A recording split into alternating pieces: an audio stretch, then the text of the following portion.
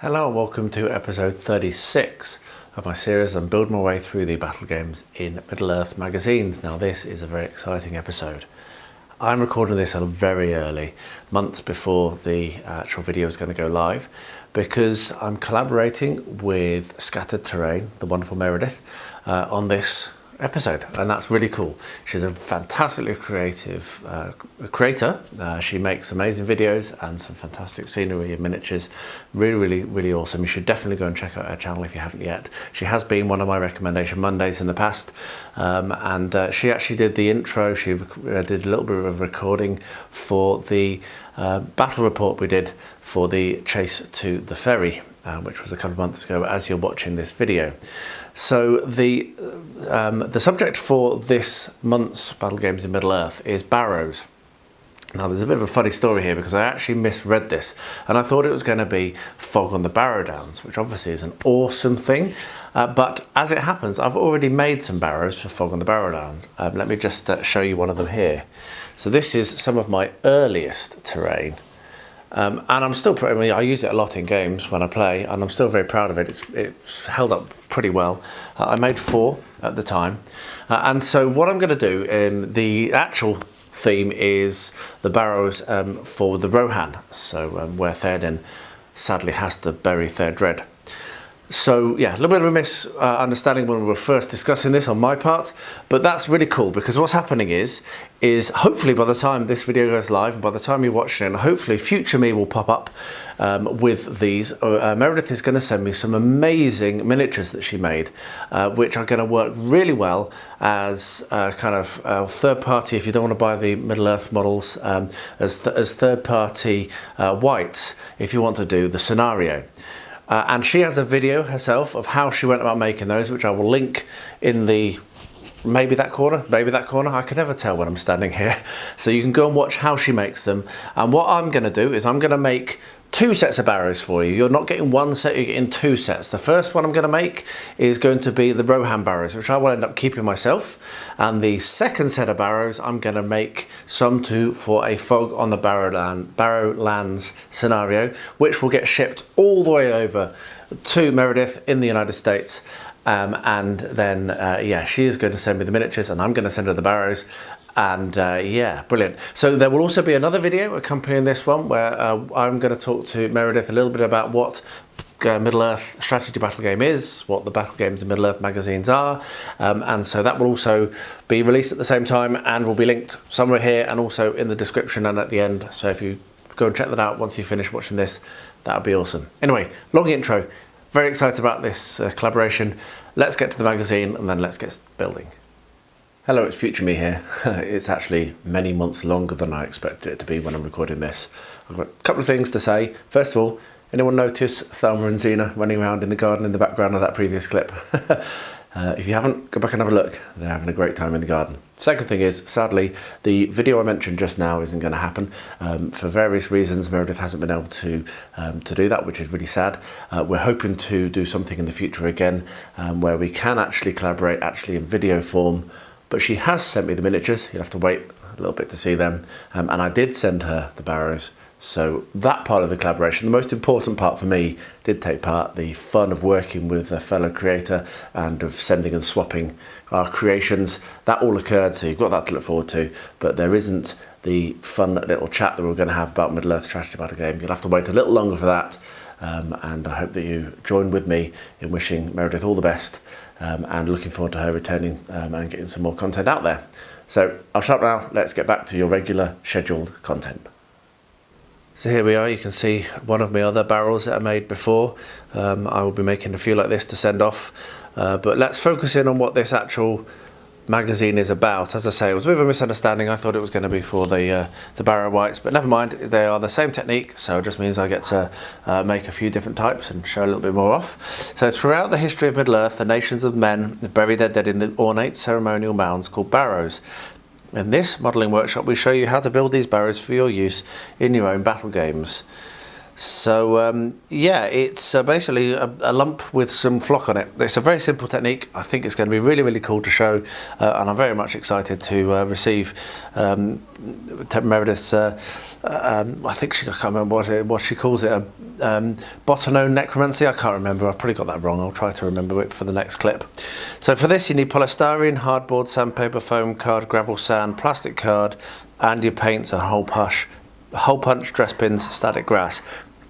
Pretty much standard apart from the hole punch and the dress pins, but you'll see why. And that's what makes the barrows not barrow white barrows, but we'll get to that. So I'm going to gather a load of materials. I will bring you down. Probably the first thing I'm going to need to do is go down to the workshop, funnily enough, and do some cutting out of hardboard with a hobby jigsaw. So yeah, I'll get myself together and bring you along for the next step, and yeah, let's get this built.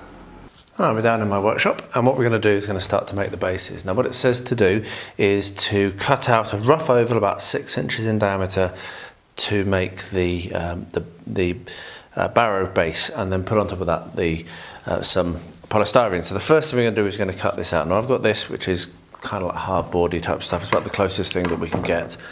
And I'm going to do this very roughly now, because I'm going to be making some barrows to keep here, which are going to be for the Rohan, and I'm going to do some white barrows. I'm going to do it's quite a few bases. I'm going to make quite a lot of these. And some of them are going to be bigger than 6, but none of them are going to be really smaller than 6, I don't think. So this is 6 inches, or about 15 centimetres. So I will do a rough mark like that, and a rough mark like that. And then what you're looking at doing is doesn't want to be completely circular, and you're drawing it on like that. Next thing is I've got my little hobby jigsaw, which is a little noisy, so I'll probably mute when I'm actually doing the cutting. But I will cut that out now. I'll probably actually draw that a little bit too far in board. There's a bit of waste there. I am that tight, so let's just redraw that a little bit closer to the edge. There we are, that'll be perfect.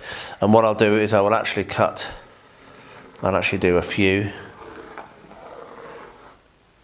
So we can get 3 across here from the looks of it. There we are. So what I can now actually do is trim that using the table saw, and then I'm going to cut it out using the jigsaw. So let me just get that quickly cut using the table saw, and then I'll show you how I'm going to go about using the jigsaw. I moved the camera to record doing the table saw and then didn't turn it on. So anyway, so I've cut that, as you can see down here, nice, just to make it a bit easier to work with.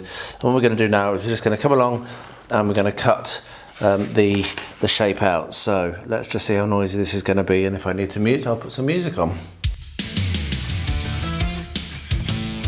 What I really want to have in here is a table saw, so I can mount it, so I can actually cut a bit easier. And I do have a band saw, which might make more sense for this. But basically, yeah, it gets a very, very vibraty when you're trying to cut it like this. So I'm just going to keep going with this for now, and then I'll look at the band saw, because I've not actually used it for years. I need to get it set up and dusted off.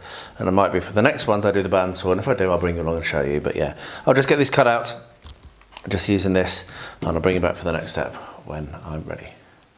Now here we are. I've cut out 4 smaller ones and 3 larger ones. Now because I've got a ship, that will probably be one for Meredith, and I'll probably do a couple of, so I'll do one, this is what I've decided to do, I can do at least 1 of the barrow for the white and 2 for Rohan, and then I'll do a large one for Rohan, 2 small ones for Rohan, and then I'll decide whether I'm going to cut that a bit smaller maybe, and do 2 of the barrow white ones for Meredith. But that's what I've got there. So the next step is to glue foam on. Now it says to glue 2 layers of foam, but I've just been into the roof and I'm going to lift this in. It's very big. I have some very thick, hard XPS here, left over from when I was actually insulating my house. So what I'm going to do now is I'm going to cut that down into slices, because it's completely and utterly unreasonable to use at the moment, and then I'll be able to glue each of those onto a base, and then I'll be able to use the hot wire cutter to cut it out like it says. So I'm going to do a little bit of prep work. I'll point the camera, turn it on, going to use the Proxxon. Might need to turn the heat up because it's a very, very thick, strong XPS this. But I think it's going to work really well, better than the white foam I bought, because that's bobbly and annoying and I don't like using it. So yeah, I'll get the camera pointed, get that trimmed down to size, and then what we'll do is we'll glue one of these, I will glue these onto the bottom of the sections I've cut, and then when that's dry we'll be able to start shaping. So yeah, let's get cracking. Here goes to the Proxxon.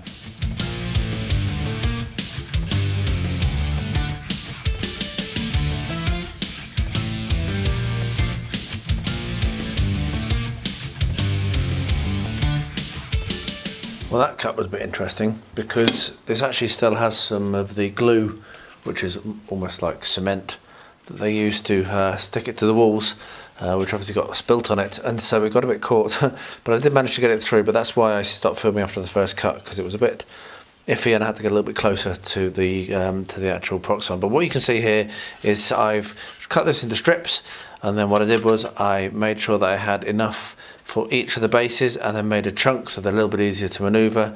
What we're going to do now, and this is following the instructions, and we're still on step one actually, which is glue the base to the bottom of the XPS. So I'm going to do my usual. I'm going to make use of this extra strong glue, which I really like, and in this case I'm going to get myself a little bit of something, not sure what, and I'm going to spread it to the edges. So yeah, just going to grab something, have a look for something I don't really care about. This is properly pro filming, isn't it? Here we are. Right, so this is a broken knife blade that I've kept for no apparent reason, apart from the fact that now I'm going to be able to spread this right to the edge. So there we are. So I'm going to glue all of these on like this. It does say to use PVA, but I find this to be a very, very good glue. It's very grabby and it actually goes off quite quickly, so I might even be able to get to the next step this evening. And because I really want to get these in the post to Meredith, I wouldn't say I'm feeling pressure, but I do want to speed it along a bit more than I normally do. So if I can get the next step done tonight, that'd be really good. So I'm going to get this done right now, get this all glued on, and yeah, just like that. Bosh, done. There we are. And what I'll do is I'll create a stack with a weight on top to give it pressured. Probably an hour or so. That'll be completely and utterly hard, and I'll come along and we'll start doing the next step. So yeah, I'll get that done, and yeah, see you in a minute. Right, so I've left these overnight as it happens. I got too late doing other things to get to these last night, which is a bit of a shame, but it is what it is. So these are the larger ones obviously, and I've also glued the smaller ones, and you can see they're stuck on really nicely with the base. So let's grab one of these. I've got my hot wire cutter. Let's do that one, and let's get to the next step. So going to use this hot wire cutter, and this could take some time, so I might not do all of this on camera, but basically what it's saying to do is to follow along using the let me just put that up a bit better, there we are. Follow along using the actual base as its template, which is quite a nice little idea that I've not done before. So another cool technique that this magazine has taught me while I'm making these videos for you. So what we'll do is we'll basically take off all around the edge. So I'll get that done. Shouldn't take as long as I thought it would. Let's get that done.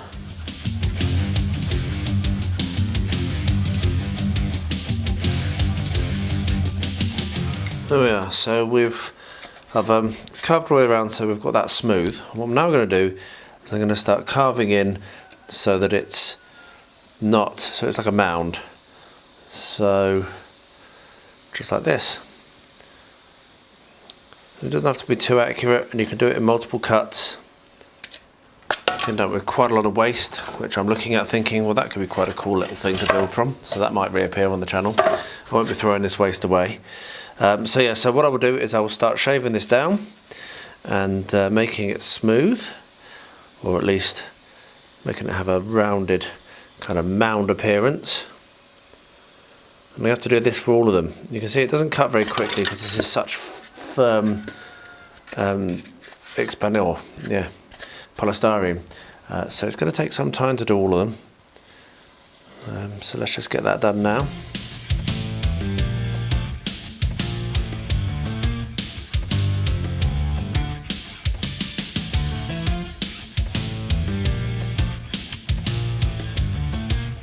And there we are. That took what, about 4 minutes more.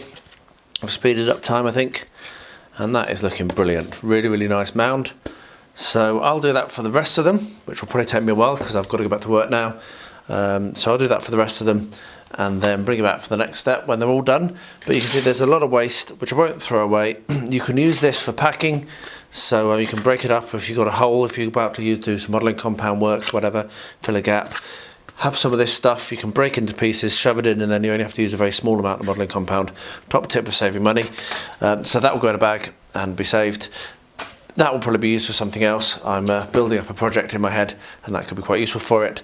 But yeah, let's get the rest of this done and then bring you back for the next step. I think my next thing though, probably while I'm doing that, I'm going to do another idea using cheaper materials to make a barrow. So I'm going to show you how I do that.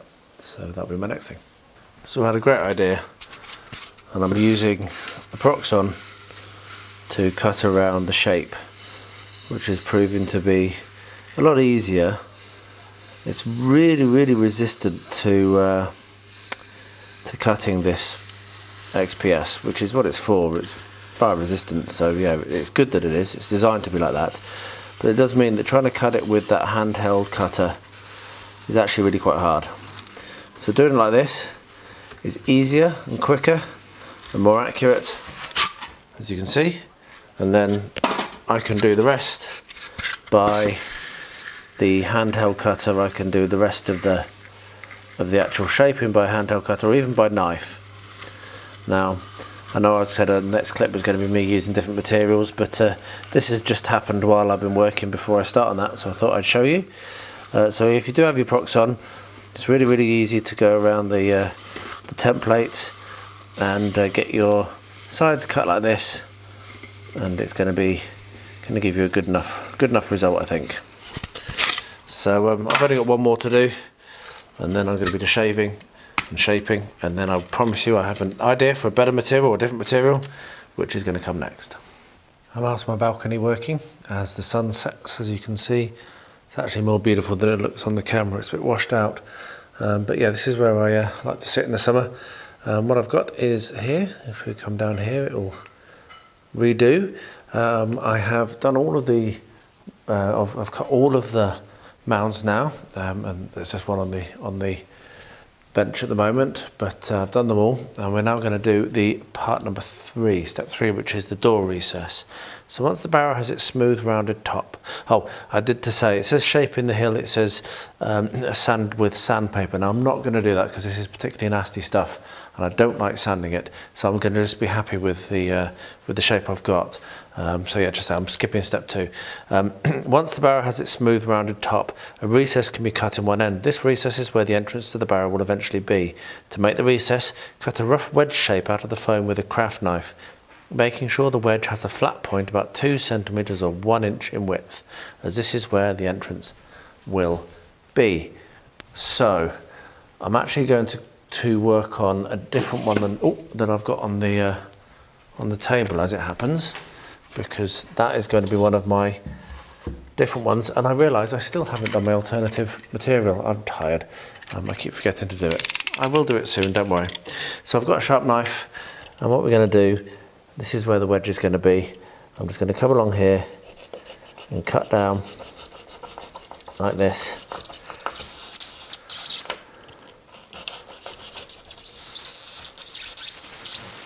Okay, and then cut there.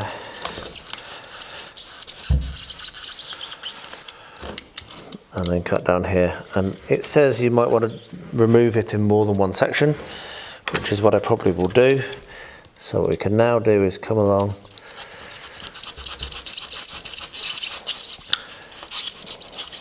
and remove it like that, and that'll be the top section out.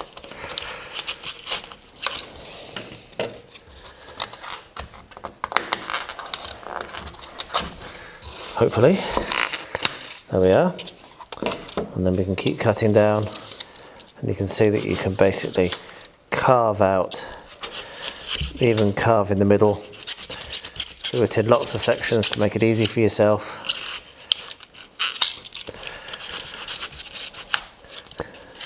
There we are, just like that. Then you end up with a door section. So I'm going to do that for all of the Roham ones, and I will probably do the bigger ones, which are going to be for the Barrowlands. I'll do that a little bit separately. But you can see why I didn't want to use the white bubbly foam, because this would have been a nightmare with bubbly foam. But with this, it's actually quite easy. It is easy. It just looks a bit harder than because I'm trying to do it and keep it in shot. So yeah, there we are. That's that. I think it does actually seem to suggest that I shouldn't have carved it right the way down to the bottom, but I'm going to put some modelling compound on anyway. That's how I'm going to get around the slightly rough edges. So probably others I won't go right down to the bottom. I've just noticed that probably isn't the best of ideas. But there we are. That's my first doorway done. Bit hacky. And lots of dust. To get the hoover out here tomorrow. But yeah. There we are. One door. Right, I will do the rest. That was harder than I thought it'd be. And bring you back for the next step shortly. Right, as promised, I'm going to do my alternative materials as well, and this is also going to be a little bit more of an interesting one because I'm going to do it so that you can actually go inside it. So here you can see I've got a fajita dinner kit, so you can use a cereal box or a pizza carton or whatever you want.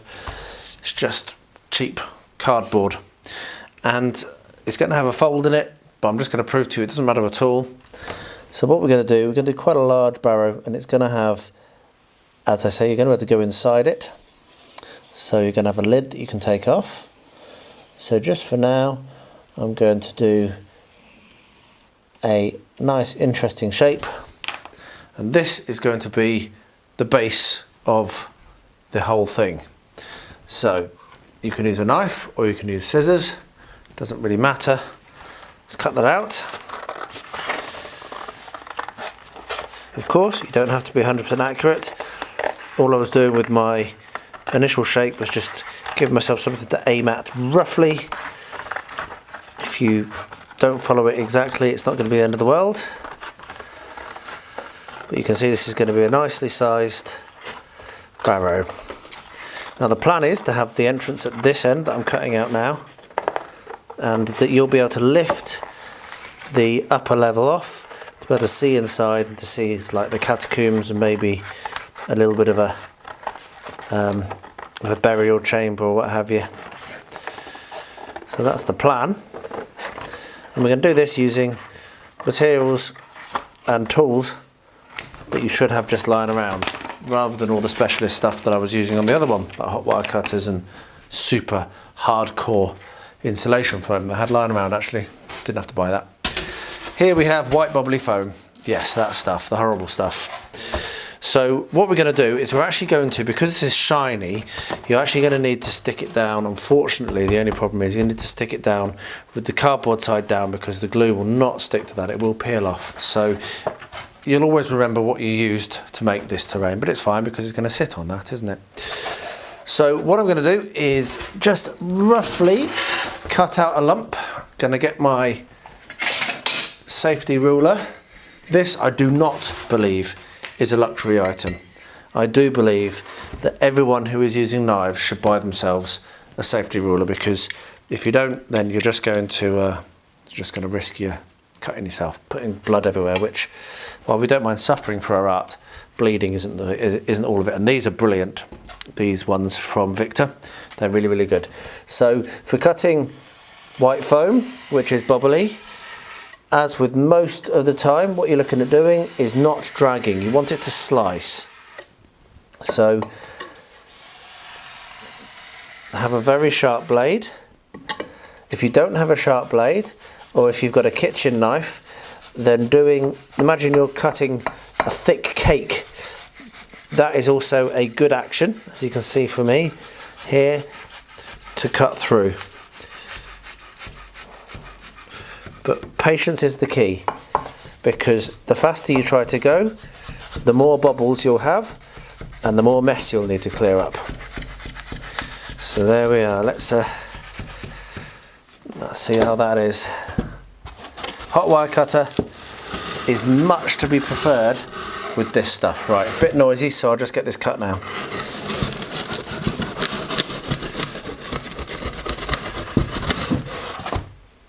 There we are. So even as careful as I was, still ended up with quite a few bubbles and a lot of stuff that needs to be tidied up.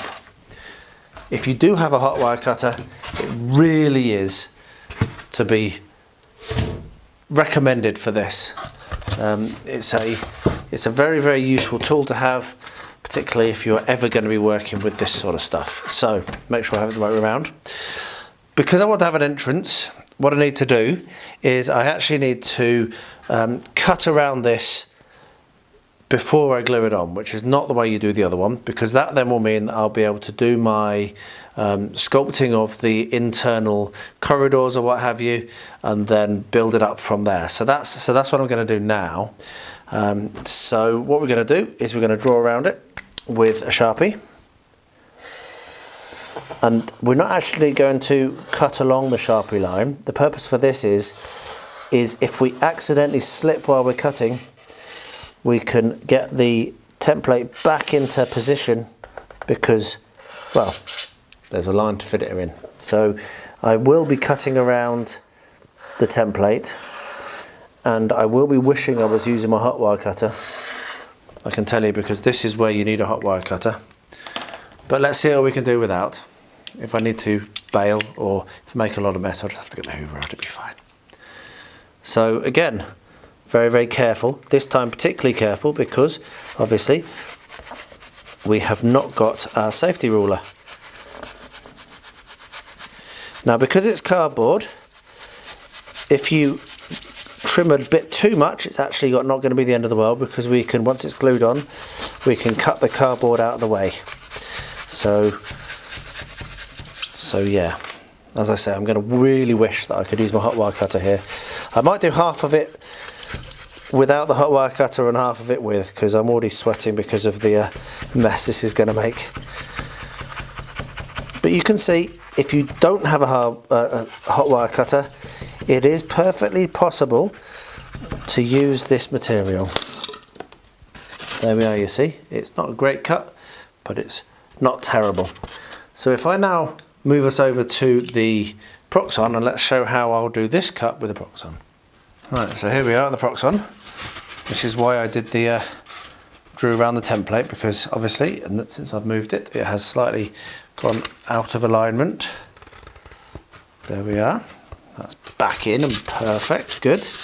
So what we'll now do is, being very careful,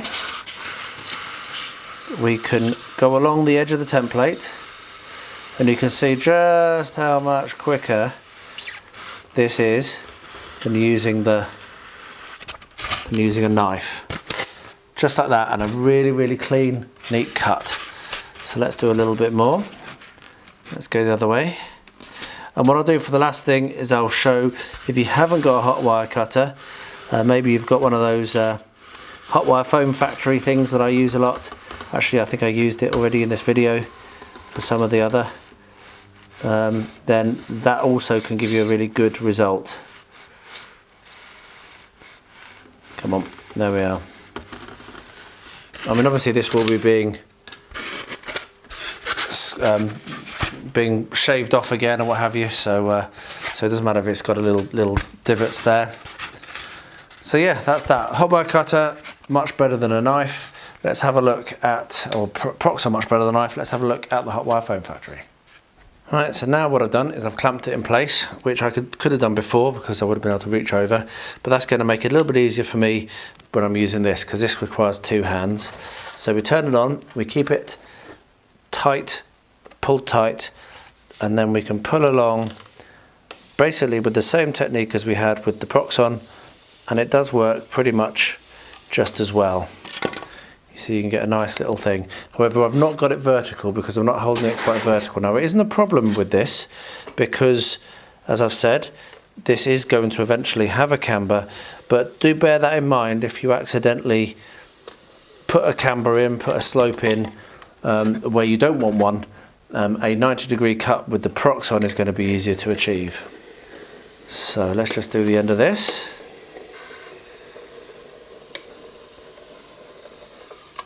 There we are, and you can see here we have ourselves our shape. So let's pack away the hotwire cutter and start to plan out the interior of our tomb. Here we are, we've got a lump of white foam. So what we're going to do is, this is going to be the doorway. So we're going to probably carve away a little bit more and have a doorway here. So that's going to be the entrance, and we'll have a tunnel going in and a little kind of side passage there,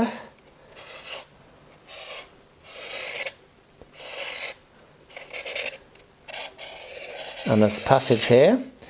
Now this is going to probably require a hotwire cutter to do. I said I was going to do this without using those, but the more I'm working on this, the more I realise it's going to basically be impossible. And here will be the main chamber can be at the back. So yeah, so we'll cut along there here. Then what will happen is that might actually, let me just think for a second, because what's going to happen is we're going to have something on top. It's going to be sloping back. That's fine, yeah. So we might end up sloping it back. So what we'll do is we'll get another piece cut exactly the same as this, or near enough. Then once we've got this cut out and glued to the base, we can then clamp it together and shave it with a hotwire cutter to get it to the right angles, and then we can then we can end up doing the rest of the texturing. So yeah, that's just me planning on the live. So to do the cutting out, I'm wondering if I might use the Proxxon because I want this to be quite upright. Yes, let's move over to the Proxxon. Right. Let's see how well this works. Again, if I can't do it perfectly exactly, it doesn't really matter. I should probably do it like this, shouldn't I? That would be easier. Right, so let's see.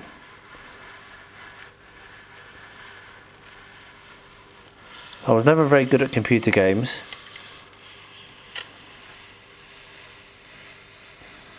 This would be, I don't know if anyone remembers the kind of kids board game type thing, Hospital. Or no, not Hospital, Operation, where you have to kind of guide yourself very carefully and not set off a buzzer. Yeah, that's what this reminds me of. I tell you what, honestly, a Proxxon, or at the very least one of those hotwire foam factory hot cutters, is absolute must if you're doing something with white foam, because I could do this with a knife. It would take some time, but I could do this with a knife if I was using that harder foam. But the cheaper foam, this white foam, just makes it so hard to cut without it getting a mess and breaking. The heat actually seals the foam slightly, which actually makes it a little bit harder as well. So you're getting some of that for free just because you're using the hot wire cutter. I know some people who heat up a knife, but I'd be too worried doing that about it not being hot enough and causing some nasty smells. And look at how easy that was. We have ourselves our inner. So let's go to the next step. Okay, here we are. Here we have setting on the base, and you can see that's going to work really nicely. So what I'm going to do is I'm going to turn this upside down and draw around it, and then I'm going to use the Proxxon to cut it because I need to be really accurate. So yeah, I was silly saying I was going to just use knives. A bad workman blames his tools, but it does make sense to have the right tool for the job. And frankly, working with white foam, a hot wire cutter is just the right tool for the job. So I'll cut that out using the Proxxon, and then, so this is just put B for bottom. Oh, that's actually out of shot. A little B for bottom, so that I know which one it is. So that goes on top of that like that. So I'm going to get that cut out on the Proxxon, and then I'll bring it back in a second. Alright, so that now sits nicely on top of, there's my little B, sits nicely on top of there. But I think the next thing that I need to do, because this moves a lot because I've cut it out to such an extent, I think the next thing I need to do is actually glue this down to the base. So to do that, we'll turn it over again, and I've got neat PVA. And what I'm going to do is not very much, just going to put a bead around, try to be frugal. I normally put too much on at this stage. And I'm going to spread that around nice and thin with a brush, because this stuff dries better when it's thin.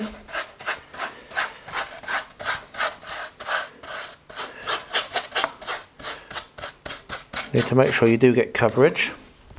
So I need a little bit more there, and I will need some along here. But you don't want too much, don't overdo it. It's easier to add it than remove it. There we are.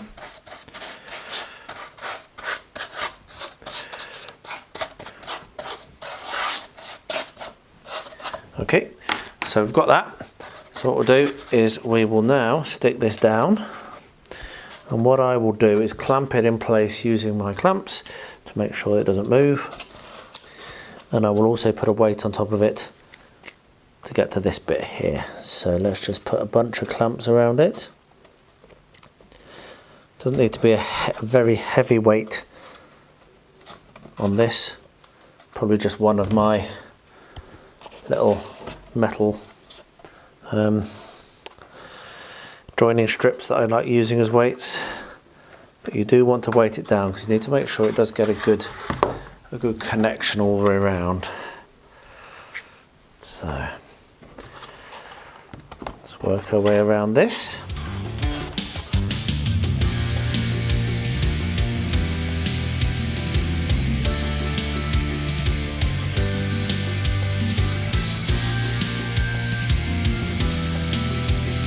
And there we are. I'll leave that for a good few hours to dry and then come back and do the next step. Really enjoying this, making good progress. This is going to be a really fun barrow, I think. Probably end up with quite steep walls. Might struggle to keep away from these inners and making it not too thin. But hey, cracking on. Right then, so here we are. I've got the doorways. And what I'm now going to do is step 4, which is making the door frame. So it says, the door frame is made from several small pieces of foam card cut to length and glued into the doorway. The simplest way to do this is using 2 vertical strips of foam card and 1 horizontal piece, but you can experiment and create many different looks for the door frames, individualizing each one to represent a different occupant, which is really cool. So I'm going to do that. I'm going to make use of a few different materials and do a few different techniques. First of all, I'm going to use this, which is an offcut of my hard blue foam. It's already been through the Proxxon to take the texture off each side. And you can see it's not quite the right dimension, but it's not far off. So what I'm going to do is measure that and cut it, and then glue it in place using PVA. So I've got that 4 centimeters wide, which is basically exactly what I wanted. So what we'll do is we'll mark 4 centimeters like that, and then just kind of, going to be a bit rough, but that's fine because I don't want it to be exactly accurate. Just kind of, oh, that wasn't really very well on shot, apologies. But you can see what I've got there is a little length that's 4 centimeters, and will slot in nicely there. Now I'm putting this a little bit below because I'm actually going to fill that in a little bit with an offcut, or maybe with some other material, but that's the idea. So it's going to be a little bit into the rock, not all of it, just a little bit into it. So now, how tall are we going to do it? So let's get some measuring out. It's going to be 4 again, so that's fine. So what that means is I'll just continue cutting along that line that I was cutting before there, and then do 2 uprights. There we are. Again, they're not perfect, but they're certainly good enough for this. So what I'll do is I will glue those in using PVA, and we have our first doorway. So the next technique I'm going to do is going to use some material that I've not got right to hand, so let me just grab it. Okay, I'm so organised. So I'm going to make use of this, which is very thin XPS. Now, I've used this quite a bit. Those people who watch a lot of my videos will know that you do need to scrape that and carve it a bit. Otherwise, like basically get a sand it down and make it, score it up. Otherwise, it doesn't glue to anything. Now, what I'm just going to show you on this actually is, if you look, that is not straight. That cut there, the doorway is not straight. It's leaning in, which is not what I want. So I'm actually just going to quickly shave that down a bit more, just using a knife. And you can just carve that out quite nicely. Get it out of the way. There we are. Now we've got a nice square door. So I'll do the same technique as I did for that. I'll glue these on later. But the first thing to do is to grab a wire brush and scratch this up. Otherwise it will not glue, and paint will not stick to it either. So get this and scratch it like that, and then it becomes useful. If you don't do that, it's not very useful at all. So let's find the width. It's 4 centimeters again, wouldn't you know? It's almost like I measured, but I promise you I didn't. So 4 by 4 is going to be right again. So we'll get a height of 4, like that. Let me move this down a bit, put it a bit high. There we are. And then what we'll do is we'll cut 3 centimeters, like that.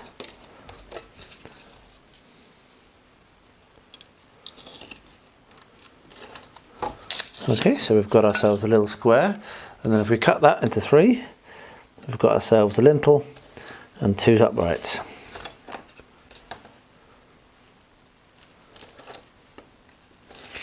And again, that will fit in there really nicely, like so,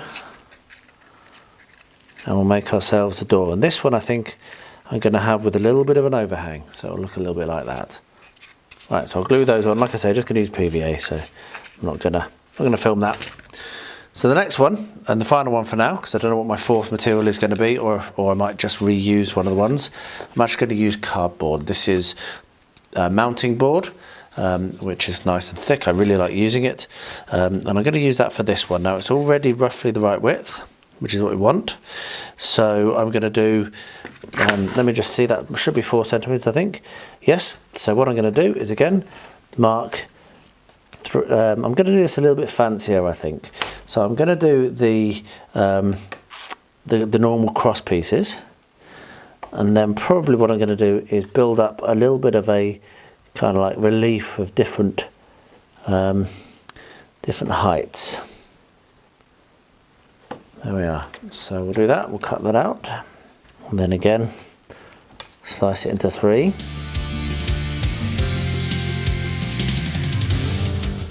Okay.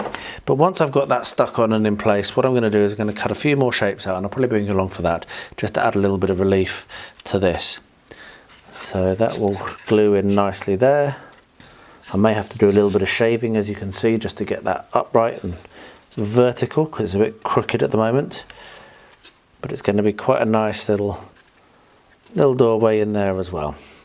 And like I say, I'm not sure what I'm going to do for the fourth one, so I'll do that off camera and let you know. So I'm going to glue these all in place. I'll get that tidied up now with the knife, glue them in place, and I'll bring you back for the next step when I get to it, which is going to be potentially putting some, as I say, some more decorative stuff above here. I want to make this quite a fancy one, I think.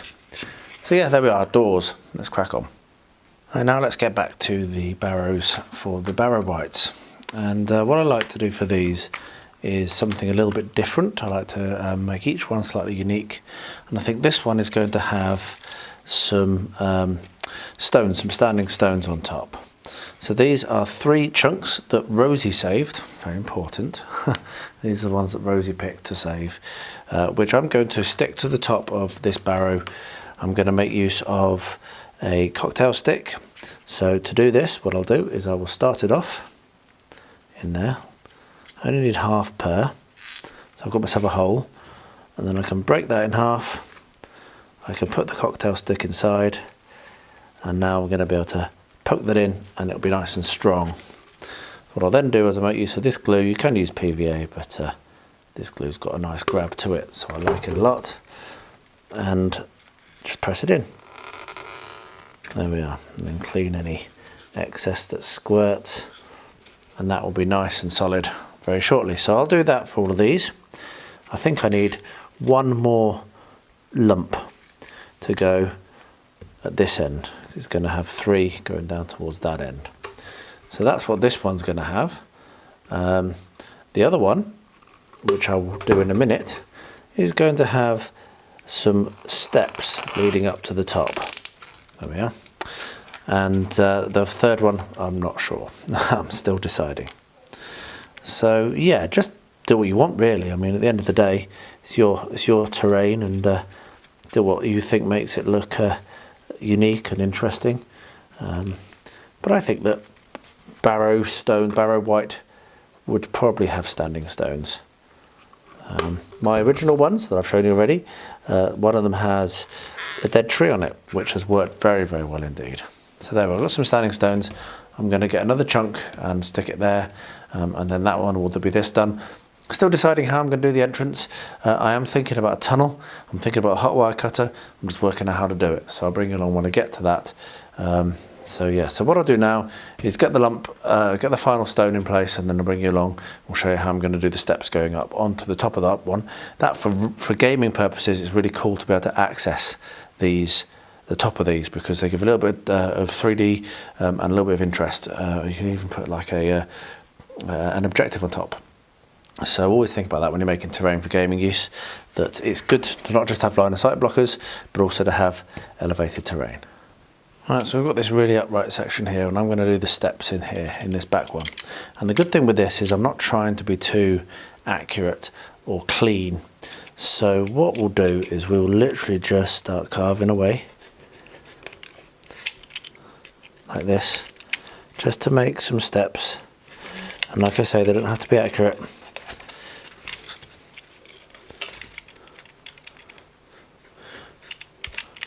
And they don't even have to necessarily hold a miniature, because what you can just say is that one turn, rolling a 6 or something, is enough to get yourself up there in SBG world. So you can see literally just hacking out a little kind of access, and you can imagine that back in the day you had to kind of climb up and cling. It's not exactly a stairway. It's more some irregular footholds that are carved into this shear at the back. And this will add character and make it look a little bit more rustic and ancient. You could even imagine maybe that this is where some wooden poles went in to have a proper stairway going up.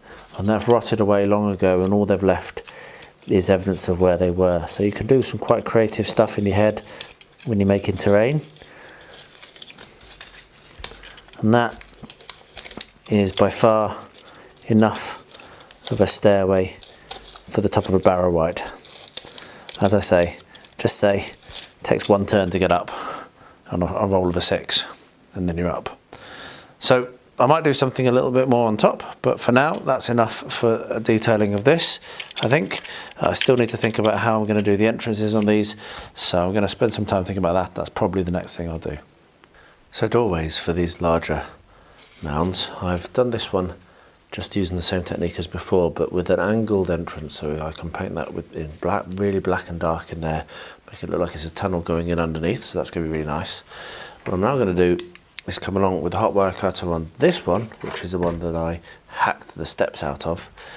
And I'm just going to do like a tunnel going in, so you can bend that into a nice kind of like small shape, and then go in, push it in, put it down, and put it out, and that should fall out, hopefully. There we are, and you can see that we've got ourselves a little entrance there, so I can keep doing that kind of technique to make something quite cool in this. Again, giving the impression of it going down and in.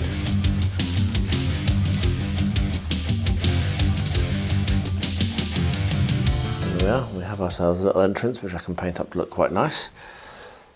And once again, I'm not totally sure what I'm going to do on this one, so I'm going to think a little bit more. But that's a little bit of a progress. I am wondering whether on this one I might not just do make it look like it's filled in. So I'll do a different bit of colour, but maybe with some rocks and have you, and make it so that it's actually collapsed. That's my idea on that one, but I'm not totally sure yet. So there we are. What we're going to do now though is going to move on to the next step, because it won't be immediate. So I also did my little bit of detailing on top of that one, which is quite nice. So the next thing is to add texture. So I'm going to clear my desk, and then I'll bring you back and we'll show you what I do to add the texture. My switch is going to involve, if you want to get ready, some watered down PVA and some gravel and sand. Right, so I went to gather together my materials and found that I'd had very, very little fine sifted sand. So if you're a regular viewer of this channel, you will recognise when this happened, because I've just spent a nice morning, Sunday morning, sat down outside by the builder's sand pile, whatever word, which is what I use. I just use normal sand from the builders, and I've sifted it through my finest sieve, and now I've got a whole bucket full. So it took me about half an hour or so effort, wasn't a long time. And now I've got enough sand to do quite a lot more of terrain, which is really cool. So we're going to do the texturing now, and the texturing involves the sand that I've got here, but also the larger sand. This I've called Builder's Sand number 3. I have 4 different sizes of sieve, and that is what is kept when I put it through the 3rd largest. And this, as I say, is Builder's Sand number 1, which is what happens when it goes through the smallest, finest sieve. So here we have the first one that I'm going to do on camera for you.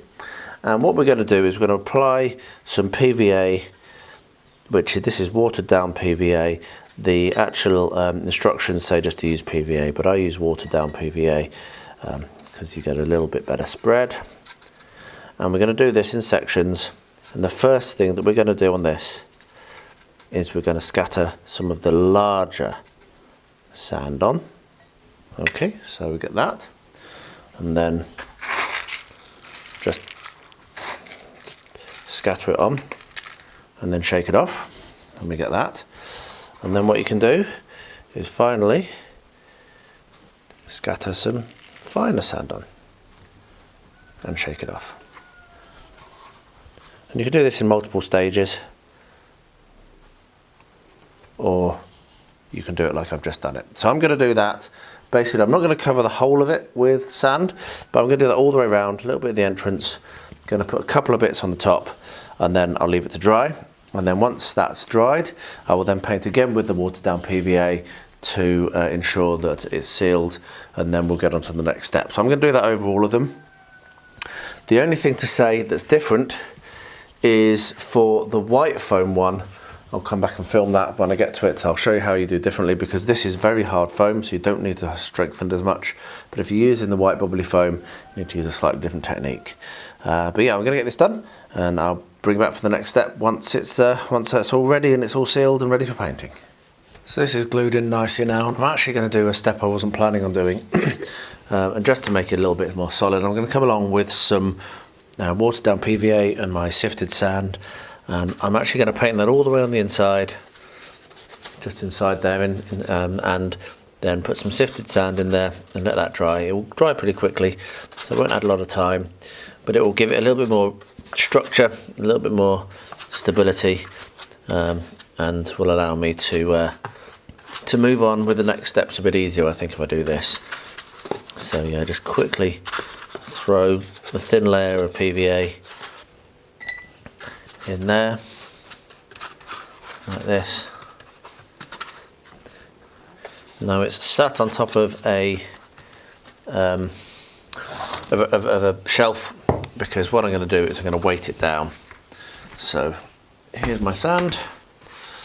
Throw the sand in. You can just fall straight back out, like this, and then just tip it out.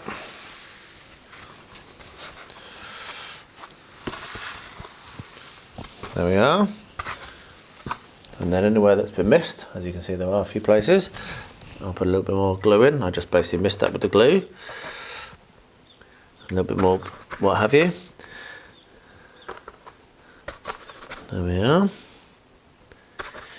And as I say, when that's dry, that will just give it a little bit more strength, because it's very thin cardboard. You probably would be better potentially using triple layer cardboard or corrugated card from a packing box, but I just wanted to show it that you can use just literally cardboard from a food box. So get some weights, weight that down and let that dry. So yeah, I'll leave that for an hour or so, 2 hours, and then be ready for the next step. So this is all dried on now. While I'm not 100% sure that I'm happy with the amount of texture I've got on this one, I'm going to paint anyway and have a look. I can always change it if I get time. But what we're going to do now, the next step, is basically slapping back paint on. Now, I ran out of my black texture paint. It basically went off, so I threw it away. And I've started to, I was not using it for a bit, just using it neat. But I've now mixed up some of my black terrain paint here, which is basically standard house paint mixed with PVA and a little bit of water and some washing up liquid or dish soap, depending on which side of the pond you live. That's what that is. And that gives it a good cover, acts as a sealant, and yeah, it's just generally better than just house paint if you're painting it directly onto XPS. Now you probably will end up needing to do more than one covering if you may want to make it 100% black, and this is not the last of the painting, obviously it's not going to be black. We're going to be doing lots of dry brushing, but I'm basically going to paint every single thing that I've just done the texture on, all of the barrows, in the same way. So yeah, won't film it all, that's what I'm doing. Once this is done, I'll bring it back, I'll let you know how many coats it took, if I do it in one coat or not. But yeah, it's not a complicated thing. You're just slapping the paint on, trying to get it as whatever, trying to get it as fully covered as you can. I almost did a Mel then, whatchamacallit. Oh, it's good having him back on YouTube, isn't it? Isn't it good having him back on YouTube? I'm happy he's back on YouTube. He was the one that started me in this. Good old Mel. Anyway, I'll get this done and bring it back for the next step very shortly. Right, now comes the magic part. So what I've got here is I've got some dark grey paint and a big bristled brush, and this is going to be quite heavy. I'm going to do quite a heavy overbrush over the top of the black. This is not going to be the final colour, but quite a heavy overbrush to put some texture on it, to bring out the texture. And then once I've done this, I will do a lighter grey, and then we will start to work on the browns and other colours, because it's not going to just be a grey blob. But you can see just how quick this technique is.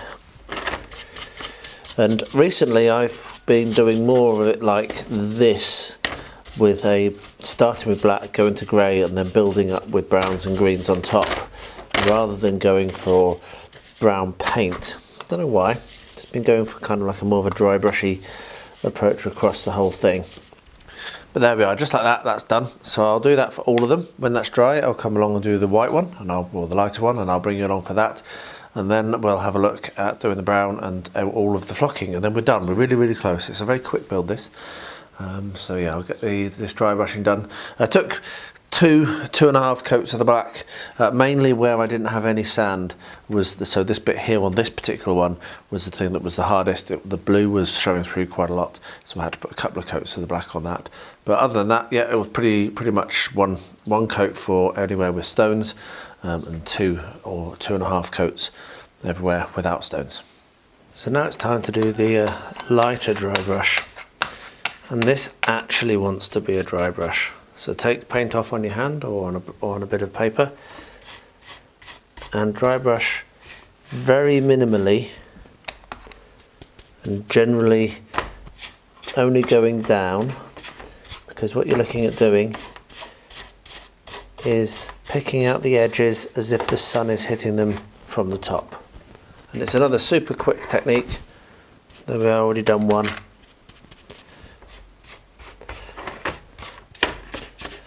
And when that's finished, then we're going to go on to the finishing touches on these, and I need to do my other technique one, don't I? So I'll get to that probably next. It's making progress, it's dried, so I just need to do a little bit of hot wire work on it, so maybe I'll do that next. Anyway, yeah, getting lots of paint on my hand. Just going to wash off nice and easily, and this will really just bring the whole thing to life before we start working on the rest. Get that done, back in a minute. So we're a little bit further behind on this one, but not too bad.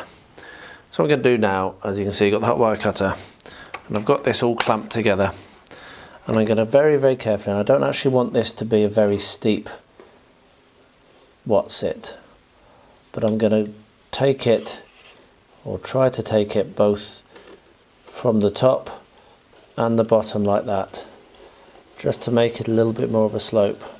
And the thing to be aware of is not to go too steep, because you'll undercut, you'll cut through into the corridors. But the idea is to get this to match up fully.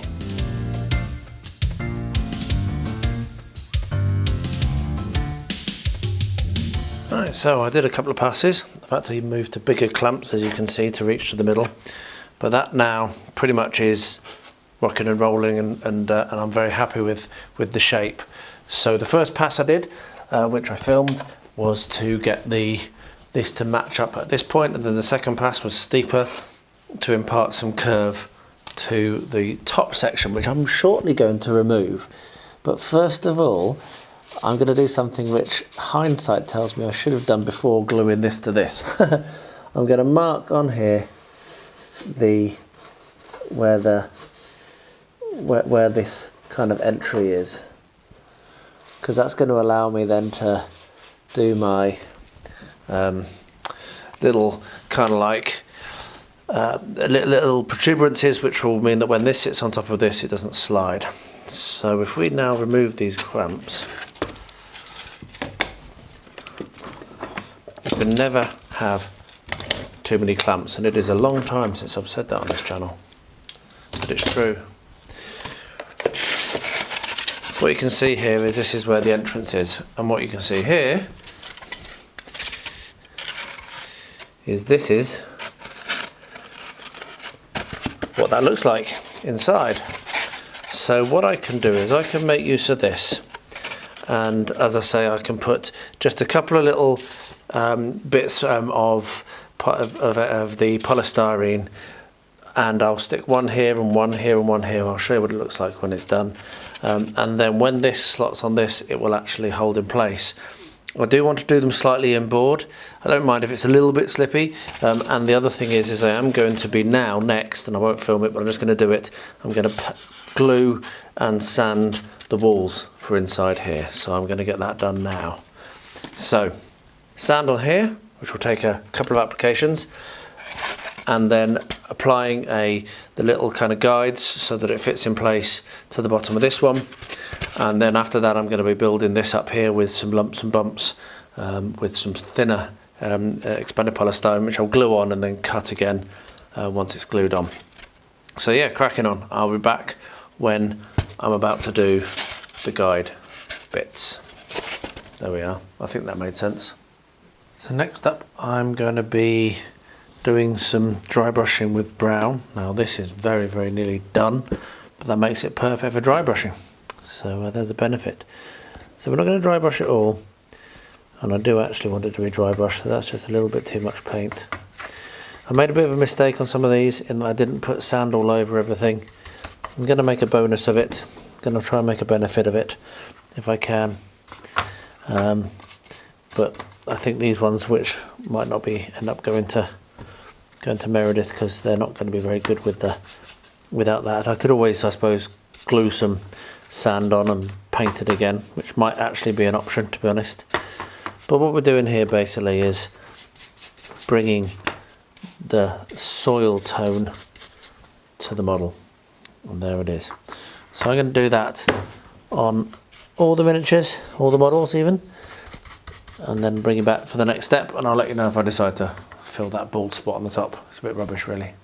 Right, so I hope this works, because obviously, me being me, I've not tested it.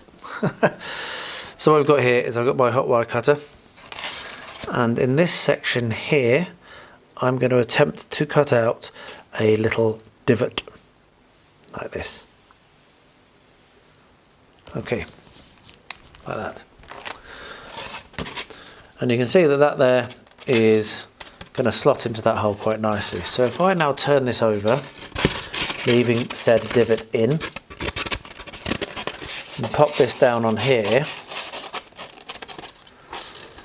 okay, in exactly the right place, and then lift up. If I've got some glue on that divot will stay in the right place and will act as quite a nice little locating that will mean it will sit on nicely. Isn't that a clever idea? So what I'm going to do is make use of my super duper glue. Put a small amount of glue in the middle, just so that it grabs. And actually then what I'm going to do is I'm going to put this down on top, because that will make it easier for me to line up more accurately first time.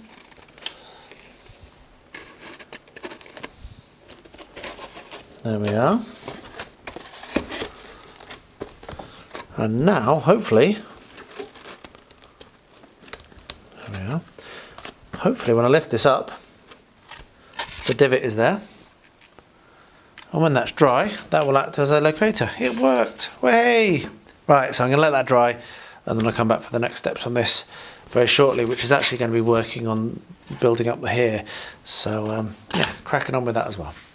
Well, this works absolutely superbly.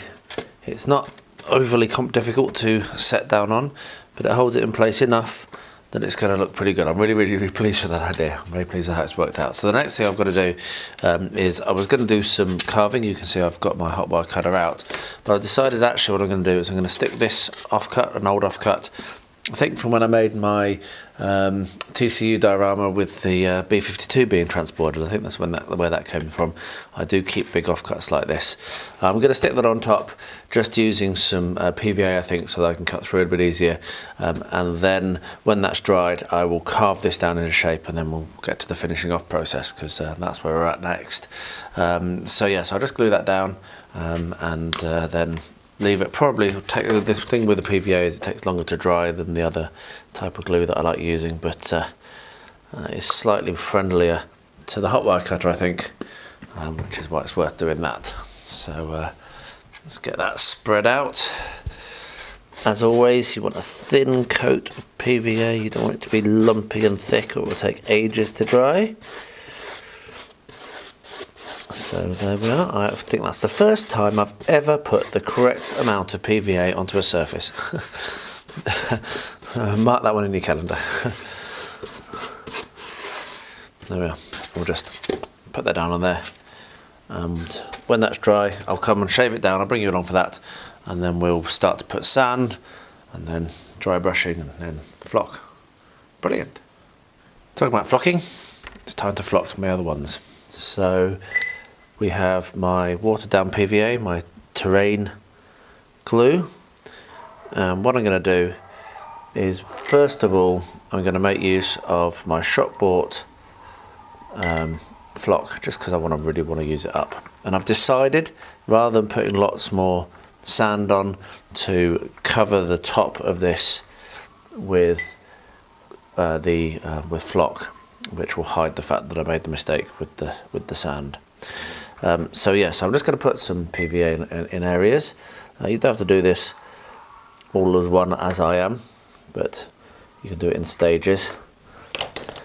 And I always have at least 2 colours of flock, because normal nature is not monotone. Not that this will end up being monotone, because there's actually quite a lot to do in terms of flocks and tufts and what have you for this build, and even flowers, which is the thing that I'm most looking forward to. The absolute final step of this build is the thing I'm looking forward to most. But yeah, so we'll put some of the lighter colour on, like that, and then get some of the darker colour as well, and that ties it together quite nicely, just like that. And when that's dried, what I'll come and do is I'll seal it again with some more watered down PVA, just to make sure it doesn't flake off during play. The worst thing in the world is picking up a terrain piece that you've not used for months or even years, and it's grainy and horrible to touch because you didn't seal it properly, and therefore the flock is falling off. I hate that. Always put more sealant on than you think. If you have the right PVA, then it will not cause it to go shiny. So I'll do that for all of them. Just a little bit more there. I'll do that for all of them, and then bring it back when I come to the next one, which is going to be putting the tufts on. Okay, so this is dried. So now time to come along with my hot wire cutter and cut most of it off, to be honest, because I really don't want it to be that big. But that's fine. Any big bits I will save for a future project. So you can see I can cut quite a lot off there, and that can be saved for a future project. So I won't be wasting too much of this, but I will want to shave quite a lot of it off to give it a nice rounded top. And with the hot wire cutter, it's just so easy. Really recommend this as a tool to have. If you don't have one, pick yourself one up. This particular model is a very reasonable price, doesn't cost very much at all, and it works really, really well, as you can see. So I will get to this and show you what it looks like when it's finished, but it's basically just going to be a lot of kind of doing swooping curves like that to get the cuts in, and then melding it into the base layer like that. So you can see that's a nice smooth join there now. So I'll get that done and then bring it back for the next step when I get to it, which will be something to do with texturing or sealing probably, but we shall see. I'm running quite short of time for my initial deadline to get things into the post, which is a shame, but that's often what happens. Particularly, I've had a busy week in other non-hobby related things. My rider mower broke, had to take it to the shop and then pick it back up. Various things like that, which is annoying. Not that you care about that, I'm sure, but so yes, I'm a little bit behind. It might actually be a week late going. I might have to wait till I get back from my trip to finish it and send it, but I'm so close that I'm still very pleased, because I'll literally just have the wrapping up, the packing and the posting to do, I think. So yeah, the only thing to say about here is make sure that I'm not cutting this bottom layer, because the bottom layer matches up with the other one, so I just have to be very careful of that. But I don't want to have any steps, like I'm just removing here between these two layers. That's now nice and smooth. So yeah, not far off done this actually, to be honest. Doesn't take long, as you can say. I can talk forever. So so yeah, I will show you what it looks like when I'm done and when I'm coming to the next step. Alright, now it's time to come along with the black paint here and paint over everything, including the exposed white foam here. So yeah, just one coat probably. Might need to do two on top of this foam, but probably just one on the actual sand. And then when that's finished, we can come for the dry brushing and the finishing off. So I'll get that done. That's it. Won't take very long to do this, as you can see. I might even get a bigger brush. This seals in the sand so it doesn't shed. You can use, if you like the colour that you've achieved, you can use watered down PVA to do this stage as well. My terrain glue, but I want this to have the dark undertone before I come along with my dry brushing, so I want to have it with the black. So yeah, simple as that. It's just get this all painted over, cover over all the spots. What I will probably do actually, once that's dry, is also paint the underneath there, but I'll do that once it's dry. So when I've got all that done, and I'll tell you how many coats it takes, I'll bring you back for the next step. So coming up to the end of this, what I'm going to do now is a technique I've never done before, which is one that they suggest in the modelling workshop. So I always like that because I learn lots. So what it says to do is make use of super glue. So put some super glue on, if there's any super glue in this. There should be. It might have dried up. I might have to get another tube. I don't know if I'll go through some super glue. Right, let me grab another tube and try again.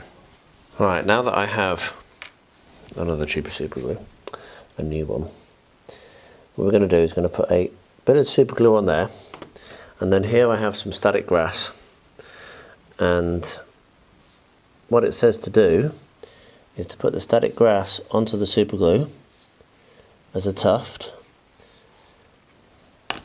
and then I'm going to shake it off, and then it says to put a little bit more super glue on top and build it up like that, which, like I say, I've never done before. I've used PVA and I've used shop bought clumps, but I've never done that before. So I'm going to work on this now. Hopefully it will work. And I've got two colours. I've got summer and I've got spring, because I figure that these ones should probably be colourful. I'm not 100% convinced by this technique that it won't end up being quite wasteful for super glue as well as flock, but it's worth a try, and if it works, then I've learned a new thing. What it does say is basically it's going to be quicker. Now, I'm not in a huge rush for this, so what I might do is the other one, do in the more traditional way, and see what the difference is. So I put way too much static grass down there, but it is making some quite nice 3Ding, which is good. Anyway, enough chattering. I'm going to go on with this. I'll bring you back, show what it looks like when it is done. Yeah, I gave him that super glue idea, gave up on it. What I've done is I've moved over to my fast tack glue from Warworld Scenics. It was just going to cost a fortune using the super glue. Going to end up using loads and loads and loads, and felt a bit wasteful. So yeah, so you can just use PVA. It does take a little bit longer to dry, but it'll have exactly the same effect. So if you're in a mad rush, I suppose, super glue, fair enough.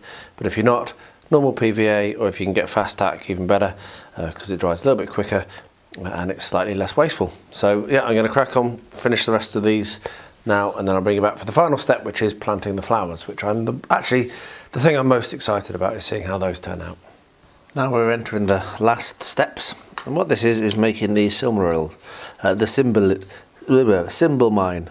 Sorry, silmaril was in my mind. So what I've got here is I've got some dressmaker's pins. I'm just going to press them into this block of foam to hold them, And the first thing that we're going to do is I'm going to paint these green. So yeah, we'll get a few of these stuck in. Okay, with some pins stuck in, now I've got my green paint here. And yeah, what I'm going to do is paint the tops and a little bit down each of these pins and then let that dry. So that's the next step for doing the symbol mines or whatever. So maybe someone can like correct my pronunciation because I'm pretty sure that's wrong. So yeah, paint these up and then let them to dry, and then when that's dry we'll do the final step, and then several of these are going to get boxed up and sent to the States, which is quite exciting for me. So yeah, there is still some stuff to do on the multi-level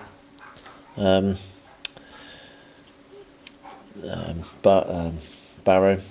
Sorry, brain won't blank them. But I'm not sending that to the States, so I'll do that after I've finished and shipped the ones that are going. So yeah, nice simple technique. Probably need to do some more as well to finish off all of the barrows, but this should be enough for the ones that are going to the States at least. And, it's a very quick process, so if I need to paint some more I will. But there we are, they're all painted green. So when that's dried, we can do the next and final step.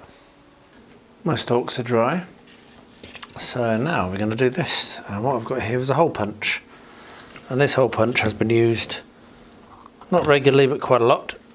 So inside of the hole punch we have some of the little punch out bits, and that's what we're going to use. So this is the very clever little idea. So what we're going to do is we're going to punch through the centre, probably spike myself at the same time. There we are. And then slide that up. It's taking the paint off. That's annoying. So what I might have to do, there we are, this is what doing it live on camera does for you.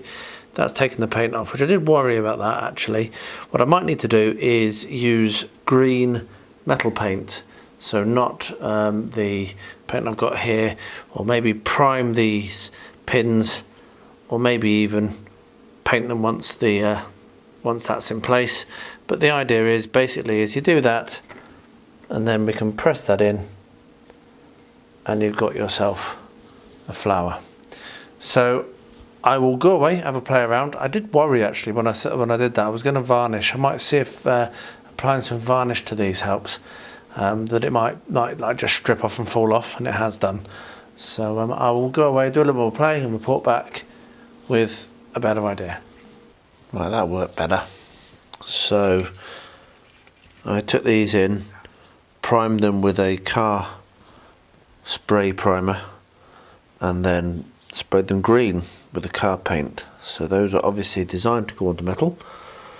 And the other thing is, I'm being very, very much more careful when I come up past the paint.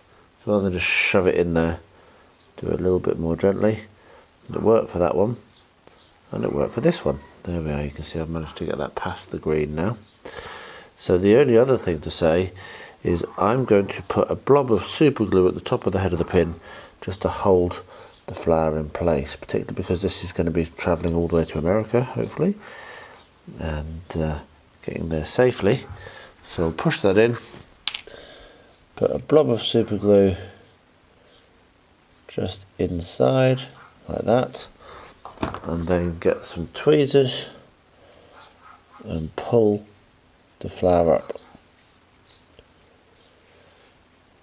like this. It's a bit fiddly, but I think it's worth doing. And there we are. So I'm going to plant these flowers all over the top of these, and then that's going to be this part finished, and then we'll wrap up the final barrow, and we'll be done. Right, it's time to pack these up to go over to ScatteredTerrain. And what I always do, apologies for the barking dogs in the background, what I always do is I use this packing material when I'm shipping, because it is just the best packing material I have found. It's firm and it's easy to cut, as you can see. So we can just slice this off like that. Really easy to cut to shape and size. And then let's get how far along we want to go. So this is going to go on the bottom of this box. Now, I haven't yet worked out exactly how I'm getting this to America yet. I'm going to be going to the post office tomorrow, and hopefully they won't say, oh, your box is too big, which sometimes they do. So what I'll do is I'll get this all cut and packed in, and then I'll show you what it looks like, and then we'll get it over to ScatteredTerrain, who hasn't been very well, sadly. So whether I get something back from her or not, which is completely irrelevant because I do this anyway, will depend on her health. I really hope that she feels better very soon. It's really not nice being sick, and particularly when you feel like you've got a little bit of something to do for someone else. Obviously, the last thing I'm doing is putting pressure on her. So hopefully she'll be better and she'll be able to get this over to me. But if not, that's fine, and we'll rock and roll on with it, and I'll still do the build. And when she does send me something, I'll show you what it is. So I'll get the rest of this packed in, make sure it's done so that it's not going to get damaged on the post. And yeah, then I'll show you what it looks like. Oh, there it is, including one custom cut piece. So that is going to fit very, very nicely, and hopefully will shut without causing damage. I've written a nice little note as well, which will stay secret from you guys. So what I'll do now is I'll wrap this up, put loads of packing tape all over it, make sure it's really, really solidly wrapped up, and then put her address on it, and then take it to the post tomorrow. So fingers crossed that arrives. And as I say, I hope that she does feel better. But if not, then the collaboration will be me sending her stuff, which is absolutely cool. And if I do get something from her, then that's really cool as well. But life does this, as we all know. So hopefully the collaboration is complete. But either way, don't really care. I've had fun making this, and it's a great pleasure to send it to her. So yeah, let's get this all wrapped up with gaffer tape and get it over to the post office. All right, so now what I'm going to do is dry brush with this brown, chocolate brown, over the outside of this. Now I'm not going to dry brush all of it because I want some of it to stay as, like particularly that bit, to stay as a bit of rock. But I'm going to dry brush most of it quite lightly with this. And then we'll come along with some flock and put some grass on it. And then this one will be finished, which is really cool. Now I have been thinking about putting some grave goods inside, but I think that might be just too much for this project at this stage. And also I want to let that settle in my mind a little bit more, because I don't know how to do it. I don't know what to do totally, but I'm really pleased with how this is looking. I really like the way that you can open this and shut it. This has given me inspiration for other projects as well, which is always nice when things lead in. And this idea has worked out to be really, really good. So there we are. Right, I'll let that dry, and then I'll bring it back for the flocking, and then that'll be done. What we're going to do now that we've done that dry brushing is do some flocking. So this one is going to be pretty standard. It's going to use my 2 shop bought flocks. But this one I want to do something a bit more different, a bit more interesting. And what I'm going to do is going to do the shop bought flocks. But first of all, I'm going to make use of this homemade pinky ready flock. And I'm going to do some kind of design on the ceiling, on the roof, whatever you want to call it, the top of this. So I'm not entirely sure what the design is going to be. What I'm going to do now is sketch it out, work it out, and then I'll bring you back when I'm about to do it and show you that. But first of all, I will get my flock on this, and I've showed you how I do my flocking over and over again, so I won't film very much of it. But yeah, let's just get that done. And then this project is pretty much done. Once I've done those 2 things, the awesome collaboration with Meredith in America, she has not yet, I don't think, received my package, which is a bit of annoying. I was hoping she would. And she has very nearly started to ship over my package to me. So you will know whether I decide to hold this video off and actually do one out of order, because I would rather keep the collaboration going and release them together. So I might have done another one before I release this. This might stay in the can, as they say. But anyway, it's moving forwards. Very, very cool. And I'm very excited to receive what she's sending me and link you over to her video as well. Anyway, let's get these get this flocking done, and then we can wrap this up. And I say I'll probably start the next magazine after this one, just in case I need to release it before I release this one. But hey, it's my channel. I can do it out of order if I want, and I think it's a very good reason to do it out of order. Stop nattering now. I'll bring it back when I've come up with my awesome design for the top of that barrow.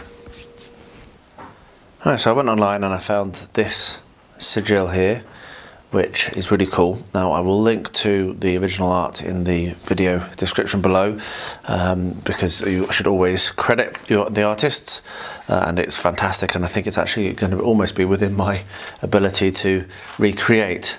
So my plan is, and I am going to make use of some coloured flock as well, my plan is to attempt to make, and obviously it won't be as good as that, but to attempt to make this sigil on the top in stones. So I've got my large stones there, and what I'm going to do is I'm going to do a little bit of glue, and then put the stones in, a little bit more glue, put the stones in, a little bit of glue, put the stones in, and slowly but surely build that shape up on top of here in stones. And then what I'll do is in the middle here where we've got the gaps, I'm going to put my coloured flock, and the rest I'm probably going to leave relatively bare, just with another couple of tufts. So there we are. I think it's going to look cool. So let's see if we can manage it. Probably most of this won't do on camera, because I think this is just going to be something I'll pick up and do in brief moments of freedom like I have right now. Yeah, I won't film it all, or if I do, then it might just be a speeded up camera situation. But basically we're going to do something like this, and I'm probably putting too much glue down.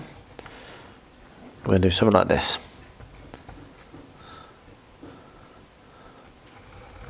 There we are. So that's the first shape, and then come along and literally pick bits of stone up and put them in place. So yeah, it's not going to be very quick, but hopefully when it's done it will look awesome.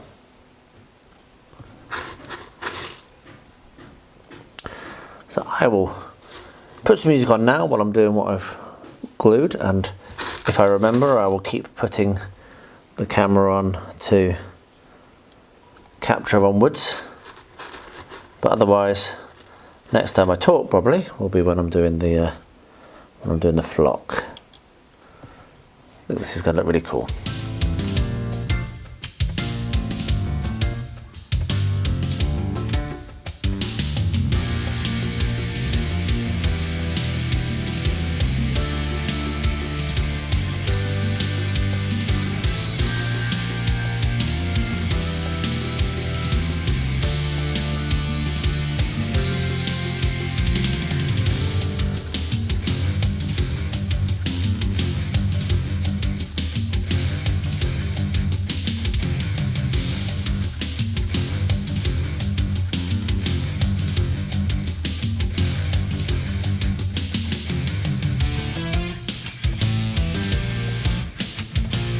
Right, so that shape has finished up really nicely. So what I'm going to do, I'm going to use yellow and purple.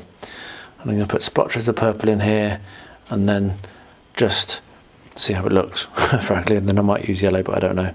Just going to see what it looks like. I don't want to overwhelm the stones, and that's one of the things I want to really try and avoid. So to put a little bit of glue in, put what Rosie calls sprinkles in,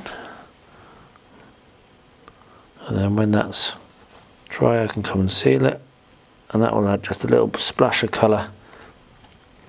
Let's put a little bit of yellow in as well. Come on, why not? Let's make it look a little bit cool.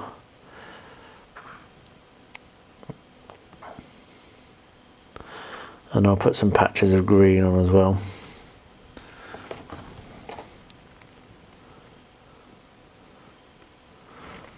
So let's put a few more up here. And then, like I say, what I'll do is I'll put some green out here, just to make it not quite so harsh and spare.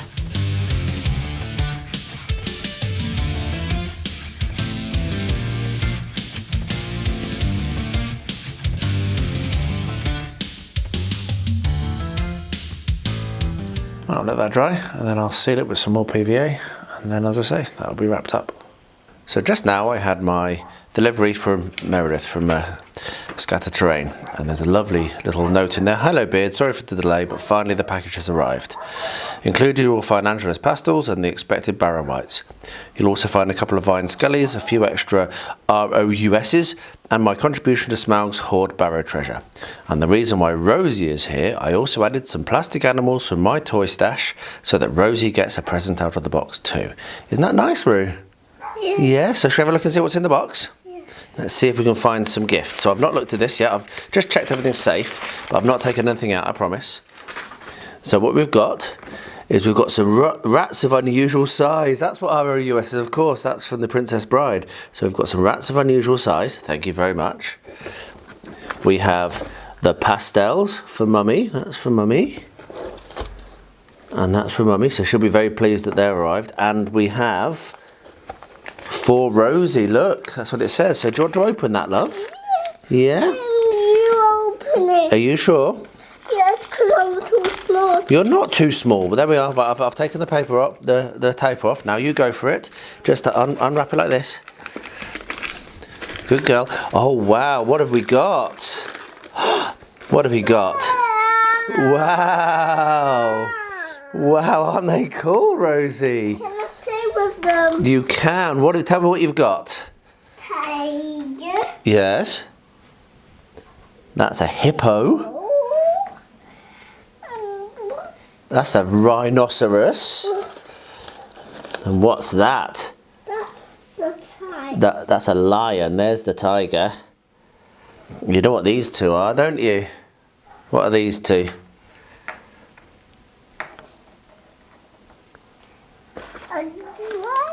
A giraffe and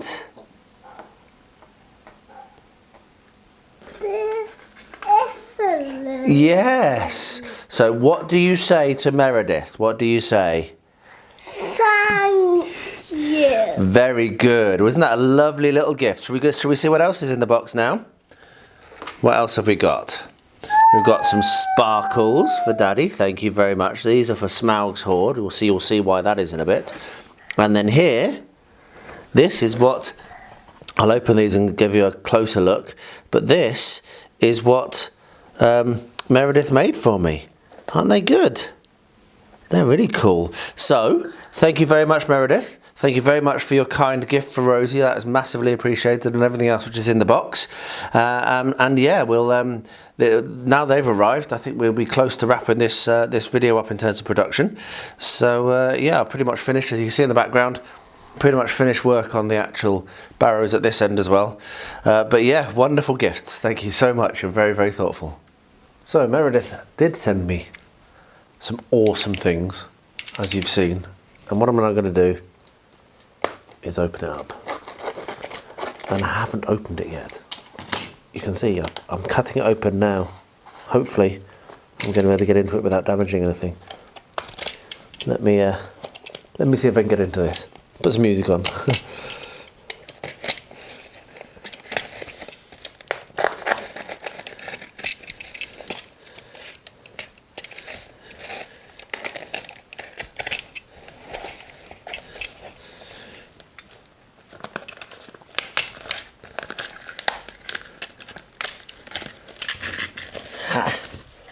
I'm sure I made that far harder than I needed to, but I'm just so aware of not wanting to break it.